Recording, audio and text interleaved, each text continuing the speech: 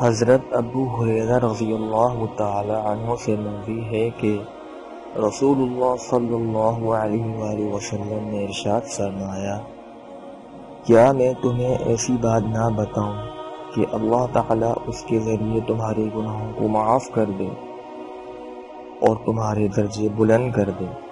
صحابہ کرام نے عرض کیا، ضرور اے اللہ کے رسول صلی اللہ علیہ وسلم۔ تو آپ صلی اللہ علیہ وآلہ وسلم نے فرمایا، ناگواری و مشقت کے باوجود ایک نماز کے بعد دوسری نماز کا انتظار کرنا، بس یہ تمام اعمال اللہ کی حفاظت اور پناہ میں آنے کا ذریعہ ہیں۔